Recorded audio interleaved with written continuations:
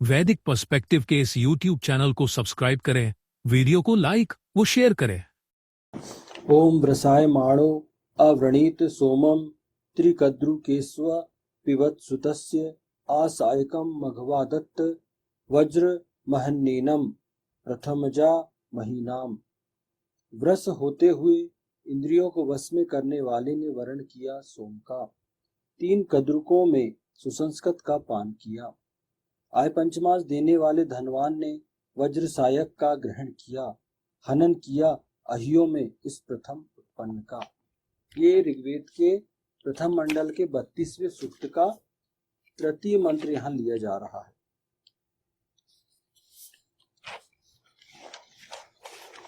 ये 32वां सूक्त जिसका मैंने बताया कि तृतीय मंत्र लिया गया। इसके ऋषि जो है भगवान हिरण्यस्तुप आंगिरस हैं। इस सूक्त में कुल 15 मंत्र हैं और इस सूक्त के मंत्रों का दिव्य विषय इंद्र इंद्रियों को वश में करने वाला है।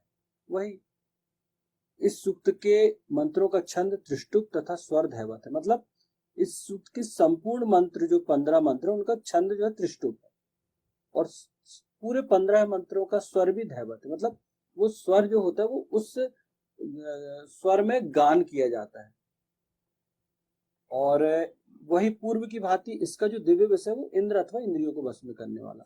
मतलब ये बात यहाँ इंद्रियों को वश में करने वाले के लिए परमपिता परमेश्वर ने कहा है। इससे लाभान्वित कौन होंगे? जो इंद्र है।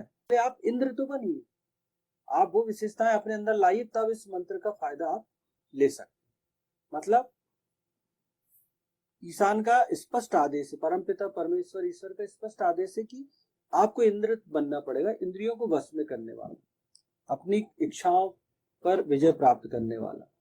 अब इच्छाएं ये नहीं कि अच्छी इच्छाओं पर भी, जो वेद सम्मत इच्छाएं उन पर विजय प्राप्त करने वाला। जो इंद्रियों ने कहा इधर चलना है उधर चलना है, ये कर लूं वो कर लूं, जो मन भागता है ना, पल में ये पल में वो, नहीं, इंद्रियों को वश में करने वाला पुरुष बनाया गया। ईशान ने आपको पौरुषत्व पूर्ण बनाने का प्रयास किया। इंद्र बनो, आपका अपने आप पर नियंत्रण हो और फिर आपको वेद सम्मत आचरण करने हैं। व्रस होते हुए इंद्रियों को वश में करने वाले ने वर्ण किया सोम का। वृषाय माणः, व्रस होते हुए इंद्रियों को वश में करने वाले ने अव्रणीत वर्ण किया सोमम सोम का। काम सूत्र में पुरुषों के पौरुषांग के आधार पर 3 प्रकार बतलाए गए हैं, सस वृषभ अश्व। इस मंत्र में कहा गया है व्रस होते हुए वर्ण किया सोम का। वृषय माणो अव्रणीत सोमम, अर्थात वृष या वृषभ पुरुष वीर्य वर्षा कर सकने में सक्षम पुरुष ने सोम प्रजनन कर्म का वर्ण किया। सोमो ऋतोधाह मिथुन एव ऋतो दधाति, कपिस्थल कट संहिता 46:2। मतलब यहाँ बात किसके लिए कही गई?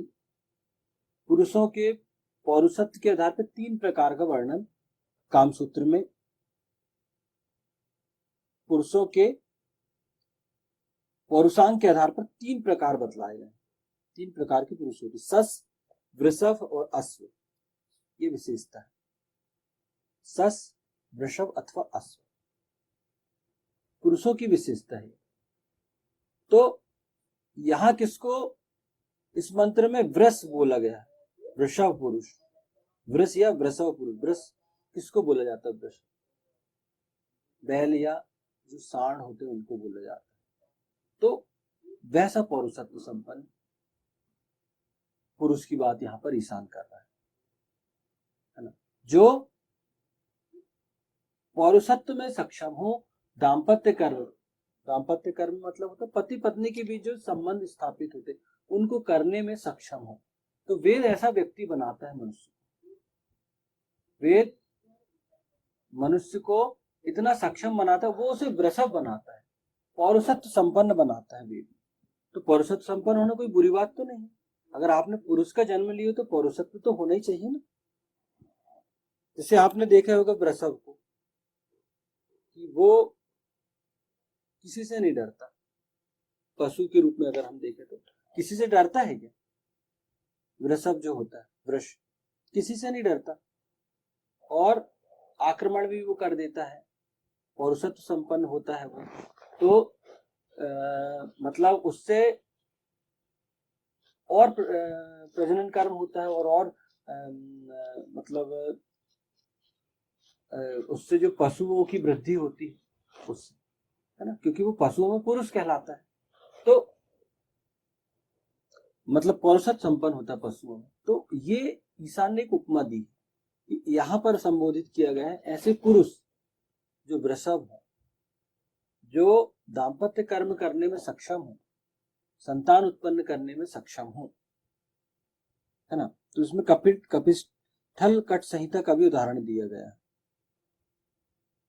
तो यहाँ ऐसा पुरुष जो सोम हो, वृषभ हो, जो पौरुषत्व संपन्न हो, जो संतान उत्पत्ति करने में सक्षम हो, उसने सोम प्रजनन कर्म का वर्ण किया, मतलब उसने दाम्पत्य जीवन को चुना। प्रजनन कर्म क्या होता है? पति पत्नी के बीच में जो रिलेशन होते हैं उनको प्रजनन कर्म कहा जाता है। बहुत सटीक भाषा में, बहुत सुंदर भाषा में, और हम अपनी संस्कृति में उसको दाम्पत्य कर्म भी कहते हैं। क्यों? क्योंकि उसी से सृष्टि आगे बढ़ती है।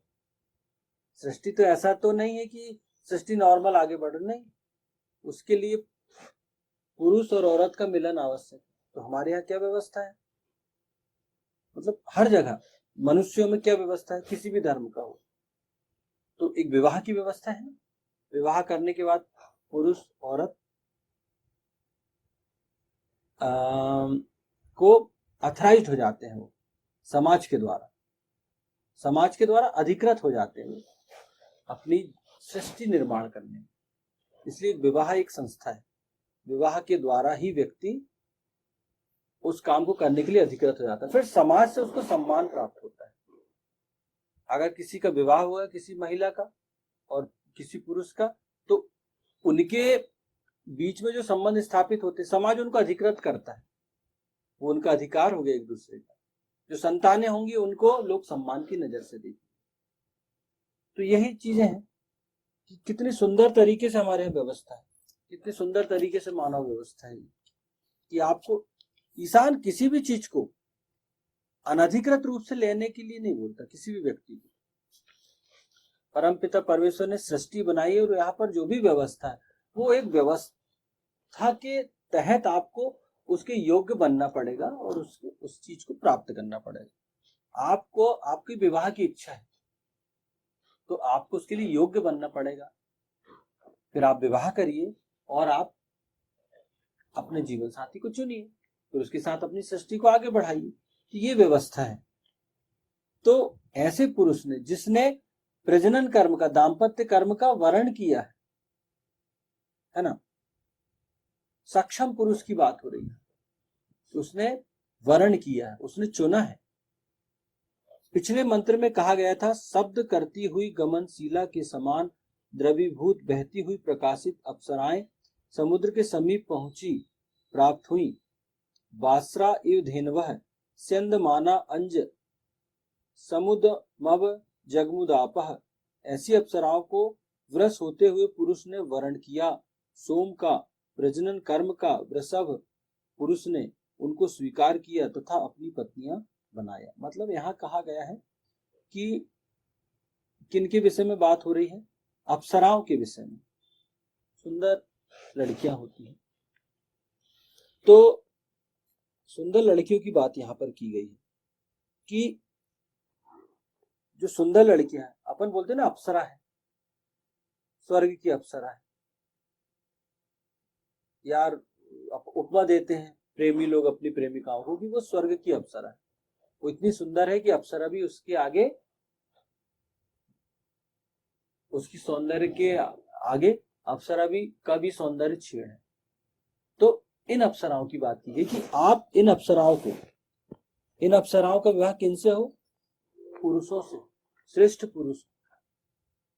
और ये नहीं, यहाँ प्रत्येक व्यक्ति को कहा गया कि आपको वृषभ बनना है, श्रेष्ठ पुरुष बनना है, पौरुषत्व संपन्न बनना है, क्योंकि आप सृष्टि को कैसे आगे बढ़ाएंगे। और उन अप्सराओं का आपको वर्ण करना है, प्रजनन कर्म करना है, उनके साथ दाम्पत्य जीवन स्थापित करना है, विवाह करके लाना है और संतान उत्पत्ति करना है।